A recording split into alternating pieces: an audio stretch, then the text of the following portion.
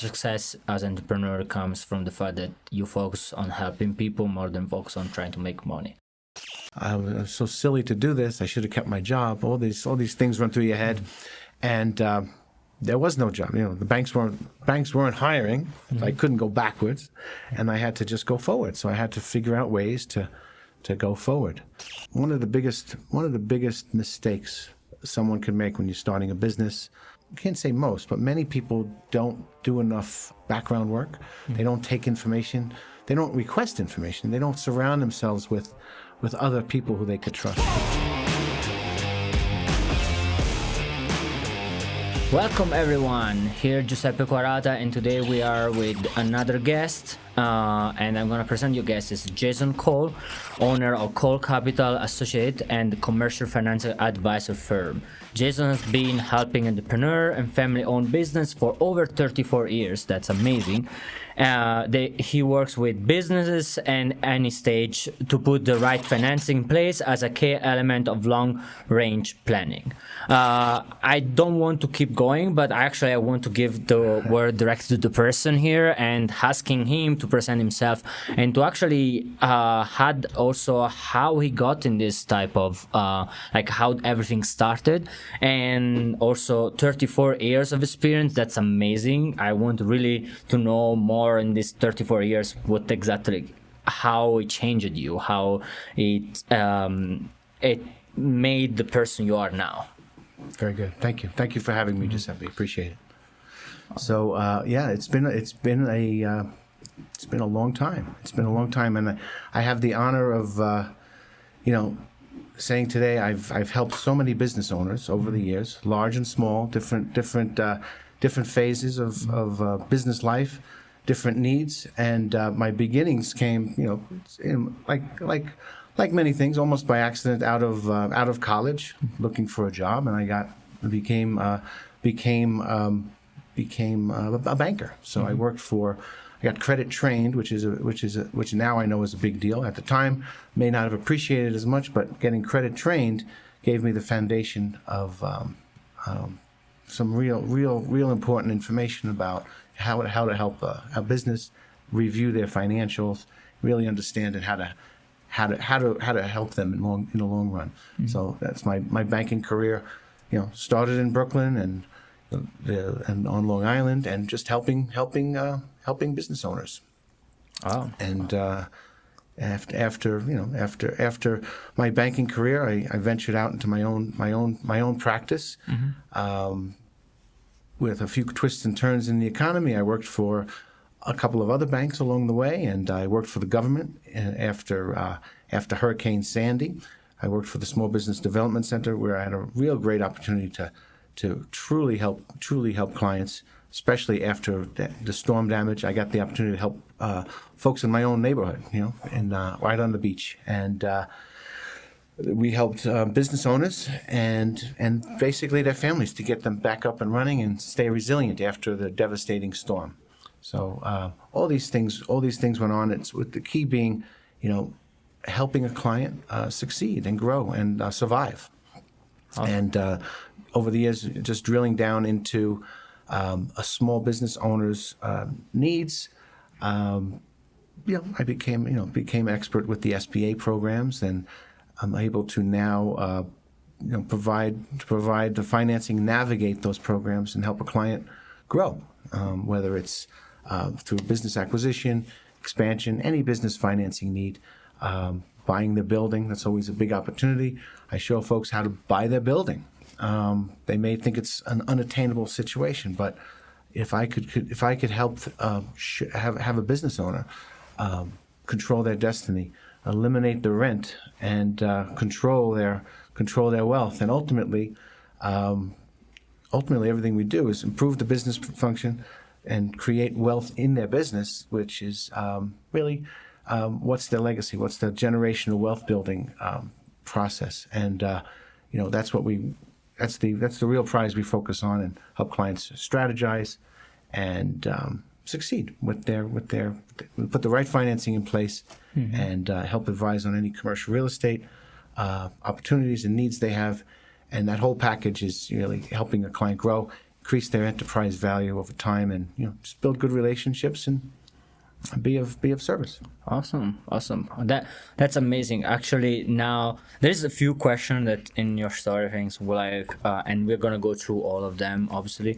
But one first thing comes to my mind right away. Like we are sitting right now in Woodland Park, Colorado. For the people who don't know, we are in Colorado, and you were born in Brooklyn, New York. Yes. Then it's like How did you go here? Culture shock. Right? Yes, how did you go here? Like you went from such a huge city, East Coast, like total different type of culture, because like also the type of people that are there and everything. You were telling me before that you grew up Italian pretty much. Your family was like Italian. Then like now you are here in Woodland Park. How this happen? Well, life happens, I guess you could say. So after the pandemic, I guess your whole attitudes changed, philosophies changed, and it became easier to just uproot and move, right? Okay. So why did we move? Why did we choose this town? So we had family here.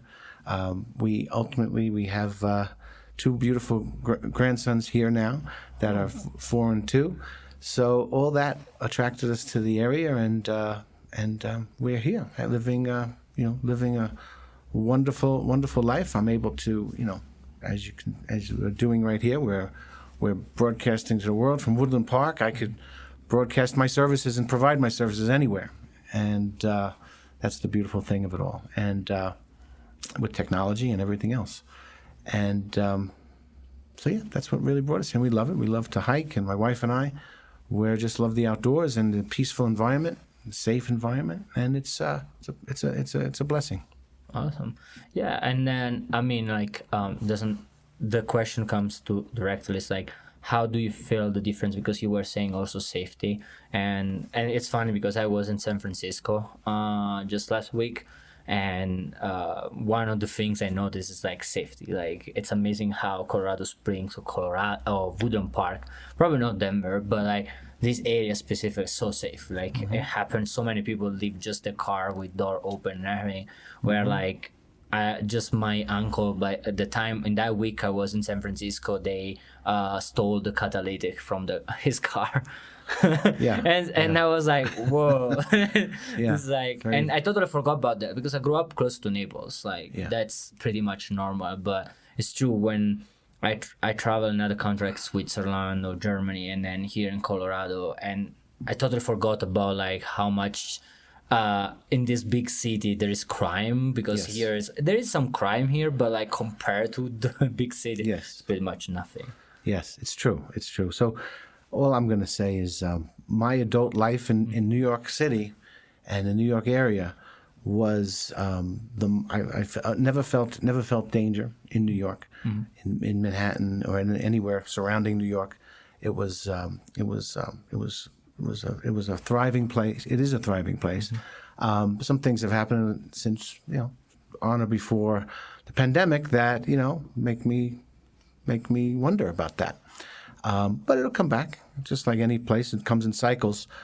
But I love, everyone. You love New York. You love everything about it. But it changed. So that's kind of what made moving out here a little bit easier. And ultimately we do like the outdoors and activities. So being that there's family here and beautiful surroundings, everywhere you look is a picture in Colorado. So it's just an all around well balanced existence. Awesome. And by the way, my great grandmother traveled from Naples in 1899. Oh, okay. She was from Naples. That's awesome. So she arrived, I guess, for the turn of the century celebration. It must have been a good party. Right. That's awesome. Then, did you kept some of the culture from Italy, or like your family kind of like with generations start to lose? Well, one thing I wish I had learned Italian, but nobody ever really reinforced that. Yeah. But it was a good experience. I had all the generations. My great grandmother lived to 104. My grandmother lived to 105. She was determined to beat her, so she did. And no, I had all that multi-generational experience was good. And, Yeah. and the food, of course, and all those memories was great. Well, I know also, I mean, studying history, you know that Italian, they were not really accepted in the beginning when they came to US. Yeah, probably. There was persecution. That's why probably they didn't want you to learn Italian Could be. as a way to kind of protect you from, because I actually met someone from church that he grew up in a Italian neighborhood. He learned how to speak Italian, but then his family moved to a different neighborhood, and they start actually to make fun of him, and they bully him and everything because he knew how to speak Italian. Right. And he is older, but like he was kind of like sharing how like if you didn't speak like at that time, as soon they hear another language, you will kind of like Get picked on. yeah, picked on. I could see that.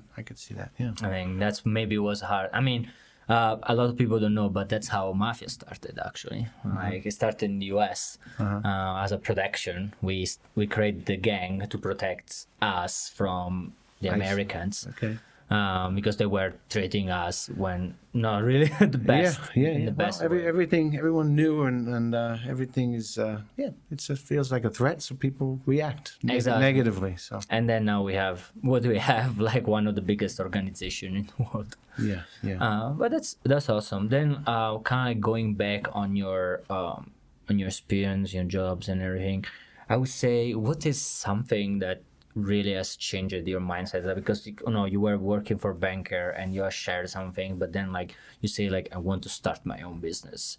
What was that mindset shift that told you like yes, I want to be by myself? Like what propelled you to do that, to make that choice? Right. Well, I mean, it was. I think it's just the spirit of maybe an entrepreneurial spirit, maybe just the thought process. I could do things. I could do things differently than I do in banking.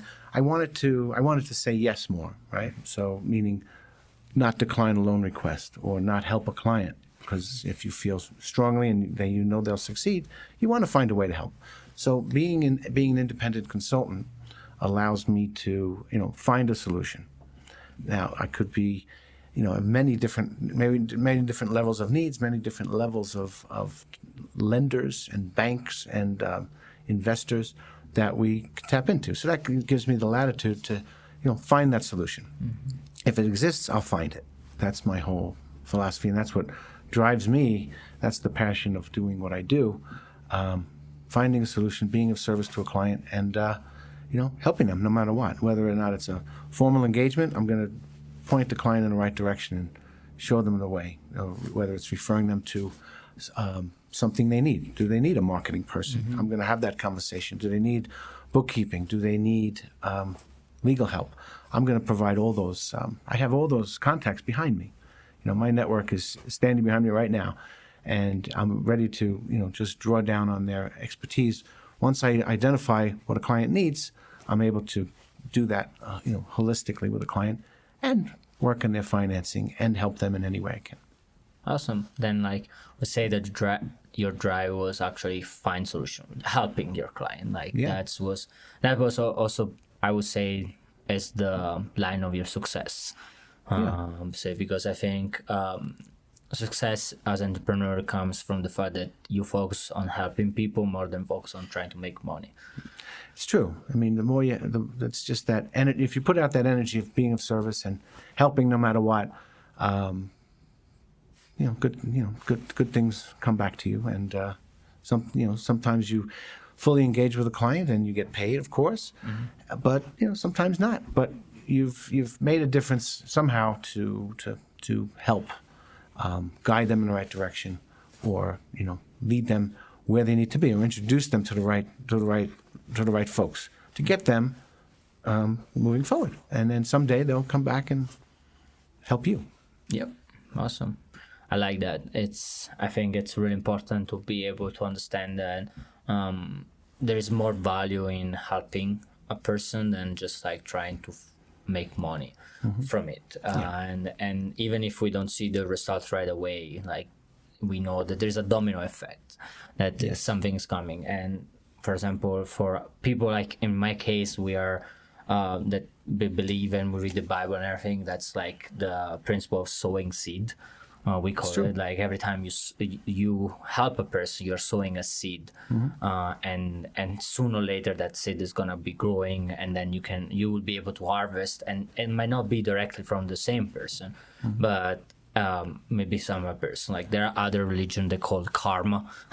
It's karma. Yeah, Comes back in a positive way. Exactly. And it's also the same. It's also valid on the opposite side. I mean, like if you do bad, bad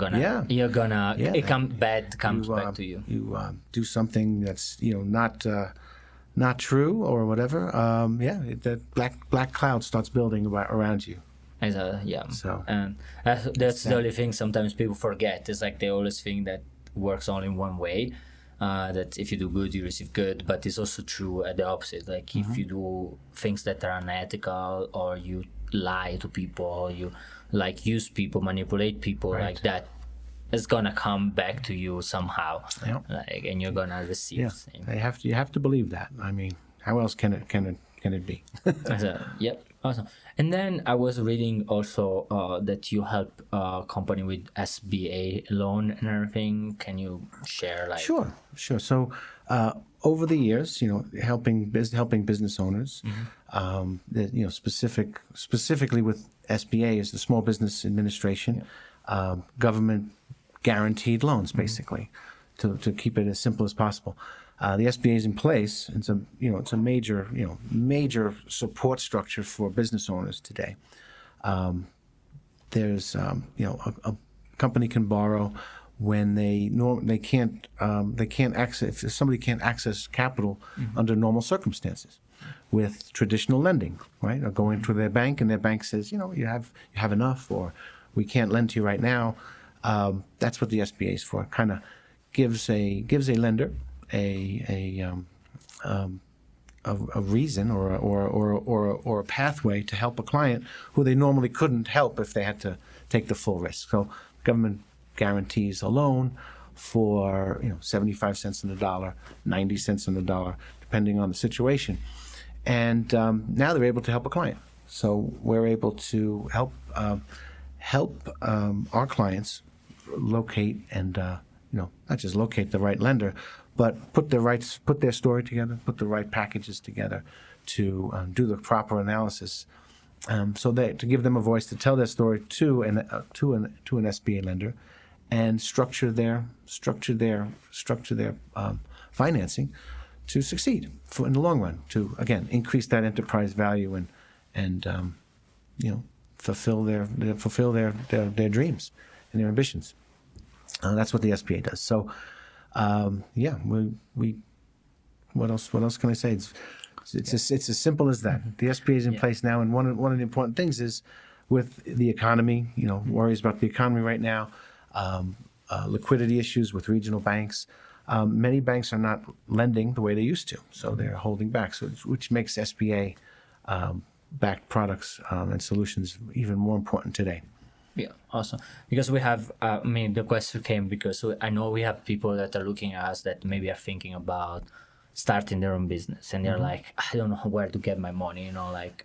Even as a business coach or marketing coach, I like to meet with people that they are just starting, and not charge, but just like to make sure that they're starting on a good way, because I don't want them to make my same mistakes, or at least trying to make not all of my mistakes. Yeah. And one of the main things always happen, they always think about like, oh, but I need money, like I'm trying to raise money and one of the time, a lot of time I say like, hey, there are ways to, like, bank is not the only solution. There is also other way. There's more traditional way that can be like SBA. I have learned to also leverage credit cards. I don't tell people to anyone to do it, because you need to be really on top of every number to be able to do that. Yeah. And it can get complicated. It can get complicated, and it's the most like I would say like yeah, it's if you don't know and you don't see everything and you don't keep track of everything, you can the interest on credit cards are a lot higher than what you get from banks or like traditional loans, I Yeah, would say. yeah.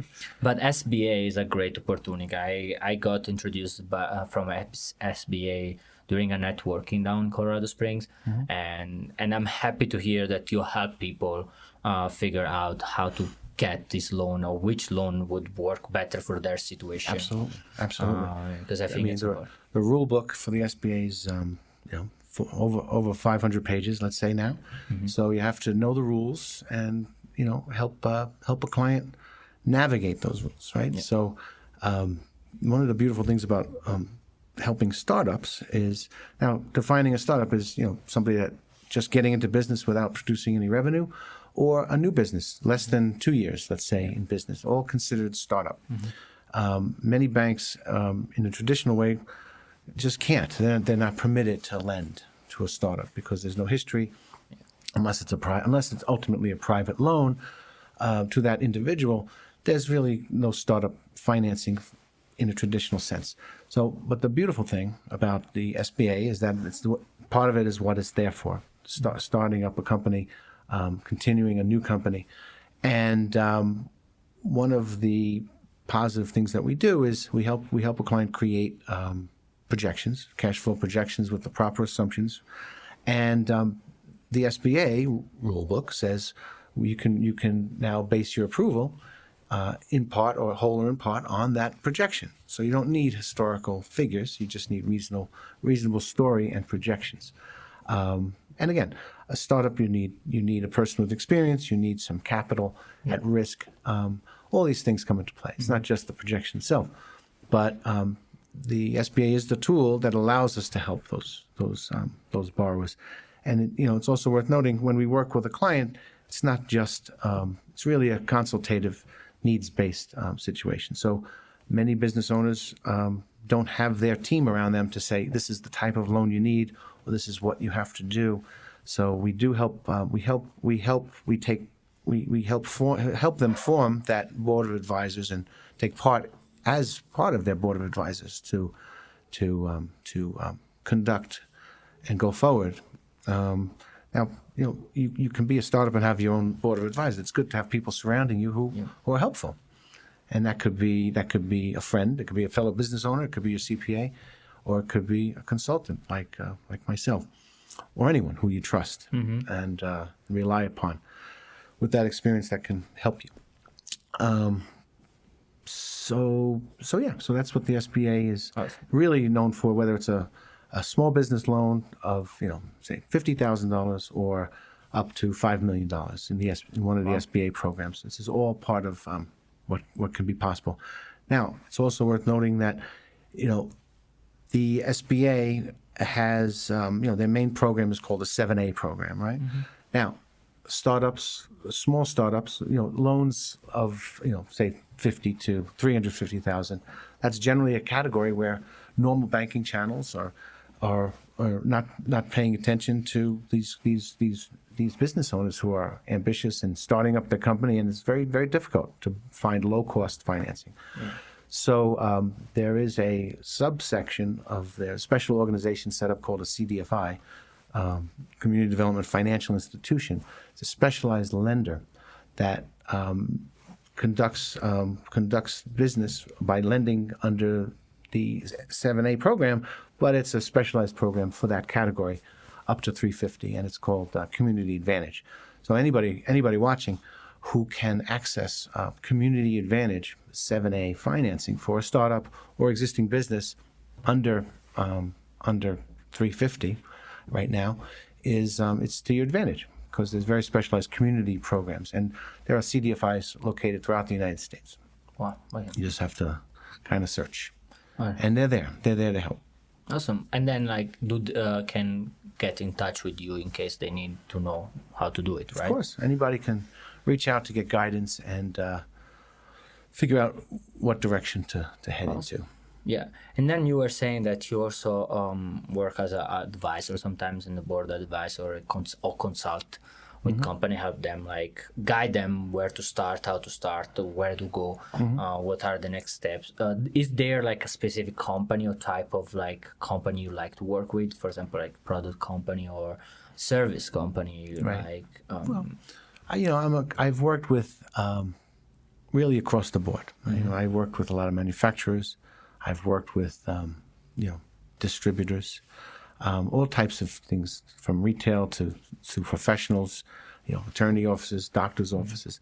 Everyone has their basic needs. Short term, help with cash flow. What's happening?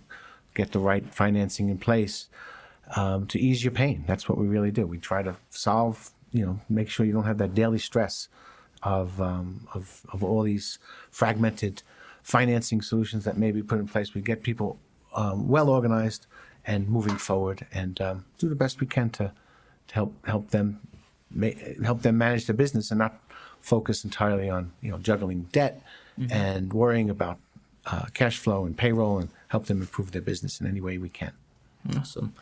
That's it's amazing, because I will say always like kind of like every business has its own problem. Like I will see a lot of difference between service and product company, but the fact that probably also with your experience, the fact that you are able to anyway give some type of like guidance to each one of them, it's also good. Yeah, I may not have particular let's say it's a retailer selling coffee cups.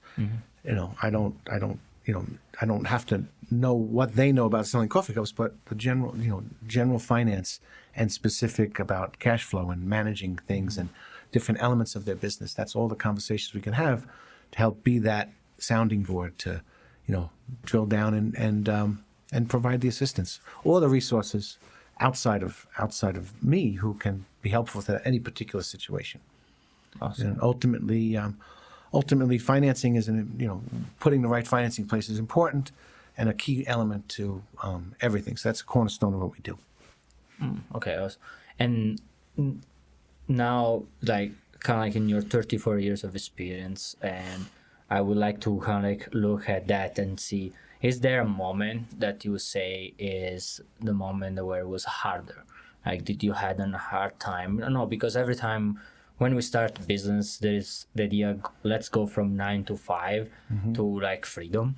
But in reality, like when you start your own business, you have freedom, but like at the beginning, at least it's more like a 6 to 6 or even like more than that. Yeah, it's you really never shut off. But Exactly. you just have to take your moments, and it's like living in silos. You just take a minute, you take a hike, or you turn off your phone for just walk the dog, and that's your little respite from the stress to get that quick relief. Exactly. That's why I always like to ask people who have been in business for so long. It's like, can you share like a moment that was hard, like during your entrepreneur journeys? Like, if I recall, that moment was really hard, and then also how you came out of it. And yeah, it's like kind of I would like to hear your experience regarding that. Yeah, well, I could pinpoint 2009 as a very hard moment.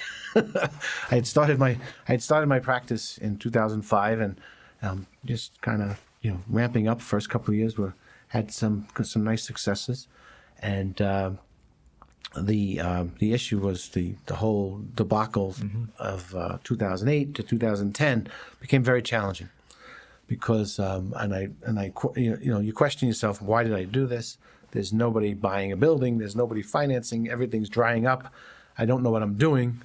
I was so silly to do this. I should have kept my job. All these things run through your head, and there was no job. The banks weren't hiring. So I couldn't go backwards, and I had to just go forward. So I had to figure out ways to go forward. So I tried this thing and that thing, and tried to survive, get through that period of time. I was involved with, my mathematical brain took over, and my CCIM training and all the tools I had at my disposal to help commercial real estate owners and borrowers. I started helping commercial real estate owners in 2010 or so, with 9/11, after that whole mess, I started working in commercial solar. So I was helping show a commercial property owner what's the return on my investment if I put solar panels on my rooftop. And at the time, it was very infancy stages of solar at the time, and I was able to kind of stitch it all together and help show a business owner and a property owner why it was worthwhile to do that, using return on investment and various metrics that would show that it's a good investment.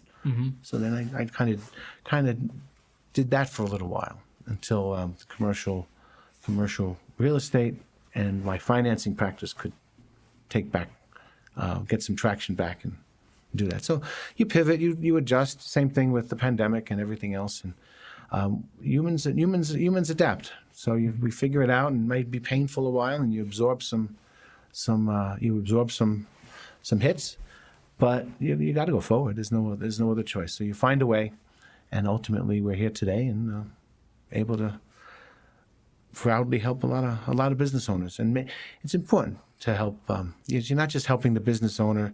You're helping their family, and you're helping the employees, and you're helping the local economy. Everything we do is about creating the environment for a thriving business. And when we do that, it's a general uplift to everything. It's not really tangible or seen, but this is what happens. Awesome. Then, like you would say, kind of like one key of success. Actually, your success was also that during that hard time, you just moved forward. Like, because I feel like there are so many small business or entrepreneurs that start, they fail. Like there's a 90%, but I think it's even higher than 90% of company that fails when they start in the first year, and probably maybe one of the. I hope it's not 90%, but it is high for certain things. Yeah, I think it was like it's about that. It's really, really high, the amount of business that they fail. I think it's in the first 2 years or 5 years. But the thing was like, do you think is that the reason is because at the moment, once they find that something is not working, they make the choice to go back to something that was comfortable instead of like, like you say, you didn't have really option at that point. And like, even if you were looking at the banks, like you were like, oh, I cannot really go there. I had to move forward. That door was not open anymore for me at that moment. Then for you were forced to kind of like move forward, but that probably is also the reason why you have success, because kind of like the fact that the door was closed and now you were like, okay, there's another solution. What doesn't kill you only makes you stronger, right? So I had to move forward and survive. I mean, human instinct says survive, so we do what we got to do. Yep. And you do it, and you're trying to strategize. I became, I wasn't. Over the year now I've become a better at strategy, better at strategic thinking and all. But back then I was certainly that was a long time ago, and certainly wasn't as equipped as I am now. So, but you learn over time, and you survive. Yep, and then you thrive. Awesome. Yeah, and then going from that, it's like, what do you think? Since you have, 34 years, marketing, the base of marketing is the same, I would say, like the message, the offer, that didn't change much, but like the way we do the marketing, like the services we use, I would say like how we do, like for example, we have all social media is so much bigger now and everything compared to probably like 34 years ago. I didn't have, there was something called email that was just invented like 34 years ago. Right, what is MSN? And I had my first Nokia phone with an antenna. I thought it was the coolest thing when I first started working. This didn't happen in college or anything, but yeah, I had a typewriter in college, so. That's how old I am, and that's how old I feel. So it's a little wild to think about that, but it's also wild how fast technology goes. Yeah, because we went from like, again, you say 34 years ago was the phone just started to be used and was something that few people had. To now everyone has a phone, and the phone, it's pretty much a mini computer. You can do anything. It's very powerful, and it's it's just a standard thing now. It does 100 different tasks. You don't need 100 different devices, and it's a great progress. And if we use those tools as best we can, we could make our business lives a little more efficient and effective, and succeed. Then how you would say marketing changed, like for you when you started? What was your first approach to marketing, or the first time you heard about marketing and everything? Yeah. How that came to you? How did you feel about that, and then how it's now? Yeah. Well, at the time, probably being just a youngster, really doing nothing, not knowing anything, I kind of just was really face-to-face networking. New York City and Long Island was very oriented towards networking, right? It became just these groups, and you join this group, you join that group. You're always having face-to-face meetings with people, and that's really how I started. I started, just meeting new people, getting introduced to new people. There was nothing about there's no mass email that I did. There was nothing other than face-to-face for year after year, and growing my business that way. And having successful transactions and getting referred to other people, connecting with, referral sources and staying in touch, and just becoming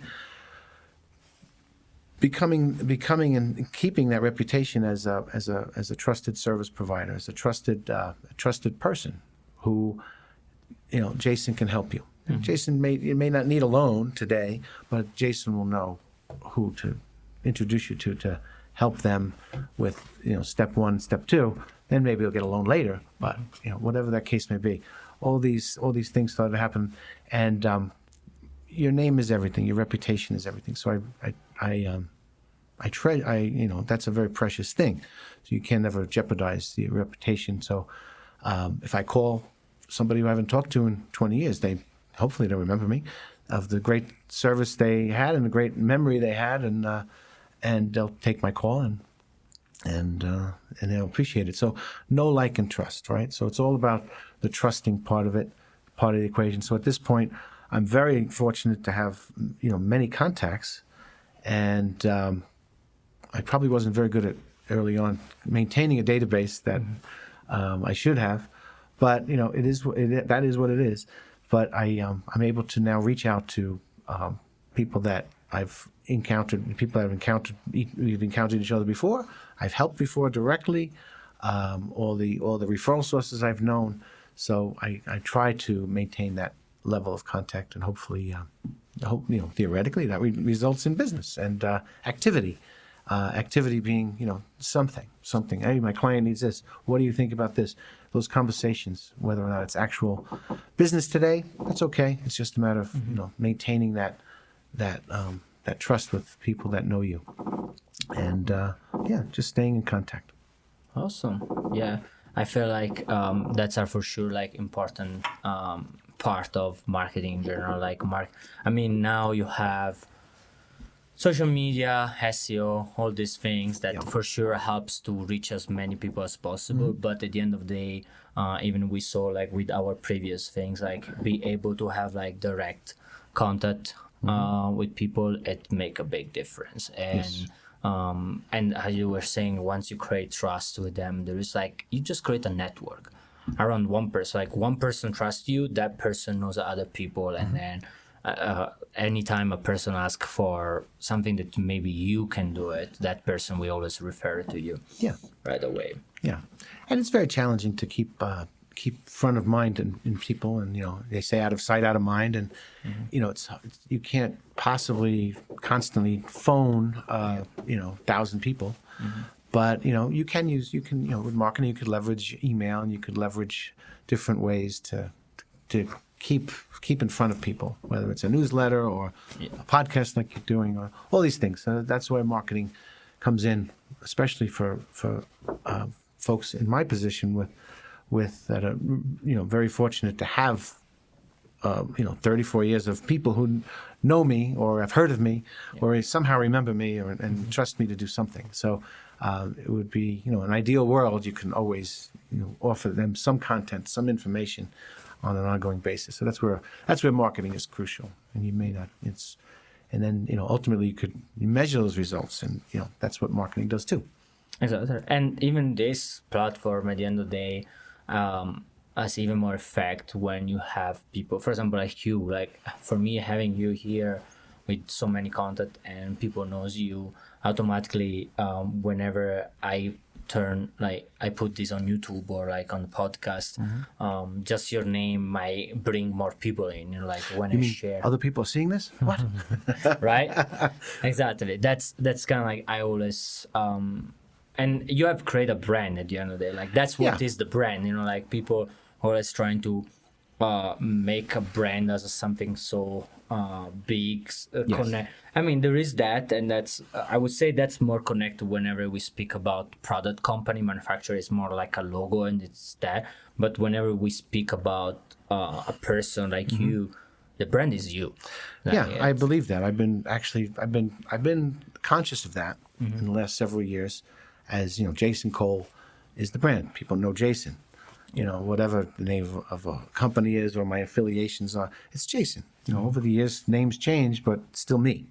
So it's my brain, my soul, my caring, and my just the way I go about things to keep and maintain that trusting relationship with people. And it is Jason. Jason Kohl is the brand, right? Mm-hmm. Yeah, and that's what make you, even when you were trying to build up a social media or portfolio. At the end of the day, it's much easier to build up something when you already have some type of followers. Some type of people that trust you. Like it's a lot harder to trying to get in. With no people behind you, like you, maybe like you for all your life were someone that was always never wanted to speak with people, never networked, or never helped no one, and then now you want to trying to be famous.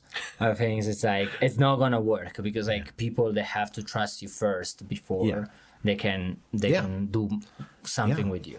Right. You can't just pick up the phone and say, "Hey, I'm so and so," and expect them to just open up everything to you. You have to, especially so it's very, very, everyone's, in this world, everyone's very suspicious, and they should be. So, people, you have to earn that. You have to earn earn the trust. So getting a referral from somebody has built-in trust, of course. So you might be able to skip the first, couple of steps, but you still have to earn that trust ultimately, and for someone to actually confide in you or do business with, or trust you and engage to really engage to help them. Yeah, and you were saying something really interesting before we came to the camera. We were speaking about the fact that it's nice that after COVID now people, they are realizing again that they want like the face-to-face interaction. They like to be able to sit for a coffee or spending and not just be online. I mean, obviously, it's a lot limited when you have face-to-face, but at the same time, you can see in statistics and everything, it's proved that like normally that's are the most profitable type of meeting. I mean, there's where as long as you're not wearing a mask, you can see someone's face, and there's an art to that, and that's just with life experience to say this is expressions and movements, and that's the human interaction is required it's required of humans. We can't just sit behind a screen all day, and so we have to have that FaceTime.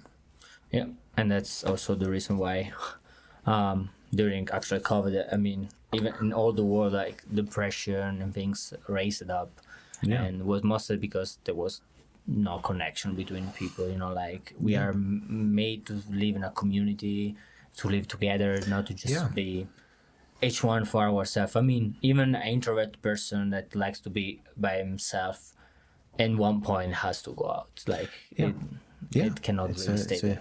It's a basic human need, right? So it continues to hurt a lot of folks who are isolated. Yeah, and then kind of like going toward, you say that you help people And as I asked you actually before because I didn't even know what means like CCIM. Yes. Can you tell more? Like, I mean, Sure. Everyone has some initials next to their name. But just it signifies for anybody with any type of designation. They did a lot of work to stand out and be special in their field. So that's what my CCIM means, Certified Commercial Investment Member. I attained the designation in 2010, and it was a combination of some intense classwork regarding commercial real estate and commercial financing. And it also had to do with putting together a portfolio of real-life experience, whether helping clients with their lending and providing creative solutions to do it. So it's portfolio, real life, and education. And CCIM designation, I think, gives me a very unique perspective when I deal with a client. It allows me to touch on things that maybe normally would not have occurred to me. So it definitely enhances my practice from a consulting standpoint, and broadens my reach into commercial real estate and the financing at the same time, because it's very intertwined. It also is the simple network of having other CCIMs, because once you go through anything, you have this bond, this fraternity that's built in. So I could call a CCIM in any local place, and there are only 25,000 people who have this designation in the world. So I'm able to call someone somewhere if I need help with a particular market or submarket or a concept in a different place, or need information, or need help for a client in a particular place anywhere. I just pick up the phone, and automatically that fellow CCIM will say hello and listen, because we have that designation. So it gives me the network experience and a very unique perspective to give me my unique superpower in what I try to do. What I do that's different from other people. Mm-hmm. And what do you say that would help? Like, let's say I have commercial real estate. I'm trying to enter that type of world and everything. Like, what would be the reason why I would come to you when you have this CCIM? Like, what would add to me that type of destination? How you can help me with that? Sure. So, my experience and having the training with CCIM and access to the tools. One of the things I do with clients is could be working with an investor, for example, to identify the right opportunity. So I can help a client compare one property to another to figure out what's the best investment in terms of what's the return on investment, what's the nuances versus one versus another, and what's the likelihood of success. Just help analyze choice A versus choice B. I could also do that with a business owner who's buying their own building or buying a second location, or trying to compare, should I just buy this building, or am I still better off leasing? What's the alternative use of funds with the cash flow? So I do all these things for clients. Also, I've helped. It's very very call it boutique service, because I don't work with a lot or many people to do this, but I do help identify. Say someone's relocating or opening a second location in another state, I will help them find the property. So it's property identification, buyer representation to find that. And I'll many times work with the CCIMs in other places to gain information and find solutions for clients. Awesome. Thank you for sharing. I feel like, the part of the podcast is to find connection also for people to come as a guest, but obviously for the people that are watching us, I want them to be able to understand, like, if they are feeling like I want to go to this direction and I need to find someone that can help me. I want to be able that why when you share like these people, they can find a connection with you, and they can feel like, okay, this is the person I need to go for, because I know there are a lot of people, they are like always thinking and looking to starting new things, like you were saying before, there is something inside of us that always want actually not just survive but actually thrive. We're also looking to how we can get better, the majority of us, or like how we can do more. And sometimes that comes to, we want to start our own business. Real estate actually is pretty big. I mean, the majority of millionaires in the world are made through real estate. Real estate's definitely a lucrative path if you stick with it. But at the same time, because it's lucrative and people know there is also so much competition, and even if in the past, even right now, it's one of the safest way to go, because it's harder to fail if you compare to other type of business. It's not that it's impossible, but it's harder. Like compare if you open a restaurant.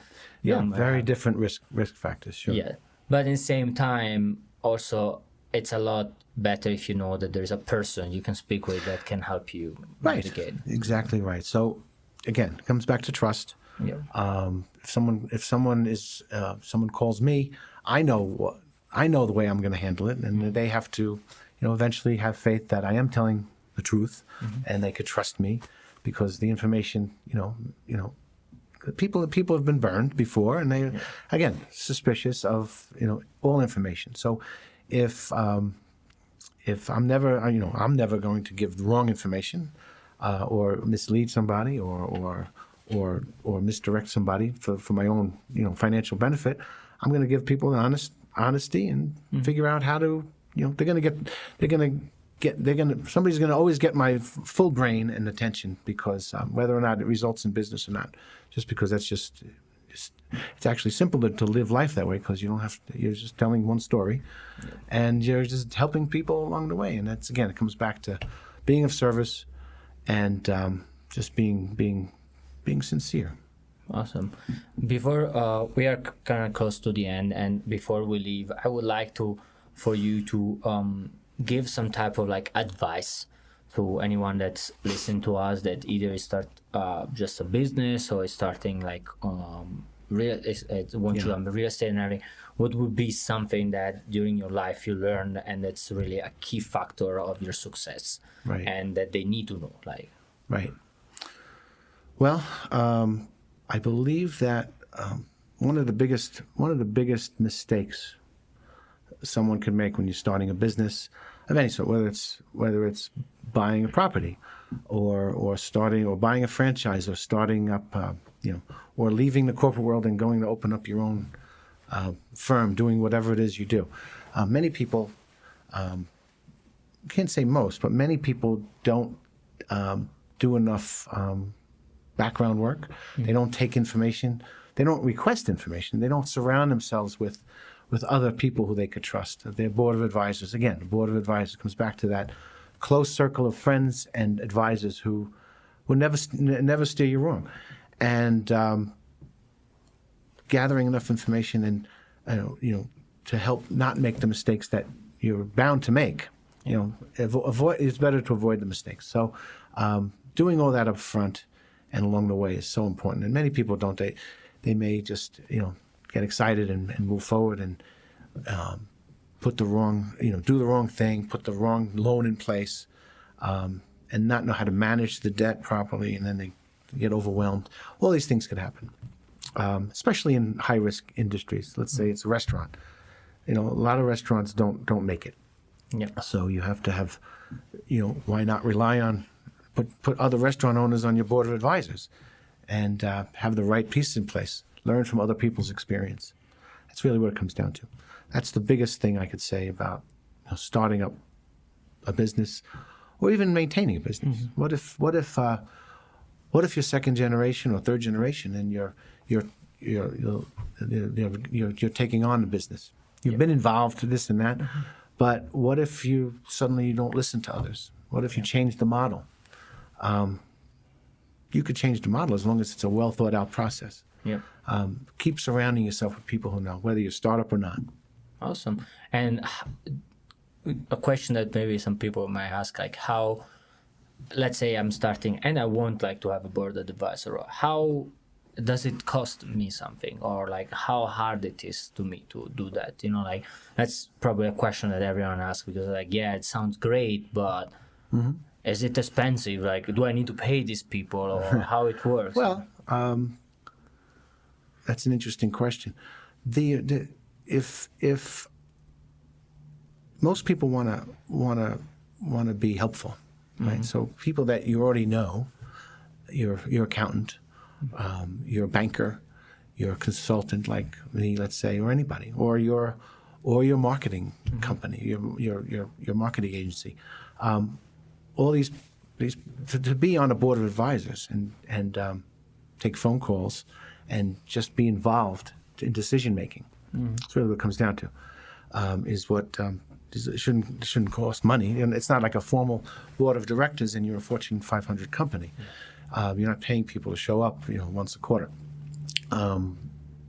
What we do in my practice, we help set up boards of advisors. So we have a series of questions, and we formally set up, and not just one-off kind of things. We actually would integrate the board members, the board advisors, with each other, and have that interaction, that brainstorming, that so the business owner actually has that an actual team as a sounding board on an ongoing basis. So that's part of what we do, beyond the lending side of things, to help a client, stay in business and thrive. Awesome. And then, like, before we end and everything, how people can reach out to you, like phone number, website? Yeah, I have my website. I'm on LinkedIn. You can connect in those different ways, and my website's. You're going to post it somewhere, I'm sure. Yes, we will. It will be on the description. Sure. So it's fully. But they can find your LinkedIn as Jason Kohl. Yeah, Jason Kohl. I'm all my fully transparent. I'm all there and ready to help. Awesome. Yeah. Then thank you everyone for watching this episode. Thank you again, Jason, to come. Absolutely, it's a pleasure. It was a pleasure to hear your story and to hear how much you. Like your heart on helping people. That's really important for me. Thank you for all you do too. This is great platform. You do great work for helping in many levels, in many ways. Thank you. Again, everyone, you can find his information in the description. Please go and check out. And thank you again, everyone, to watching it and to keep supporting us. Obviously, I always tell people to subscribe, to leave a like if you like, and to leave a comment. Let me know what your thoughts regarding this episode, and if there is someone or something else you would like to know or you would like to hear about. Again, leave that in the comment, and see you in the next episode. Bye bye. All right. Thank you. Thank you.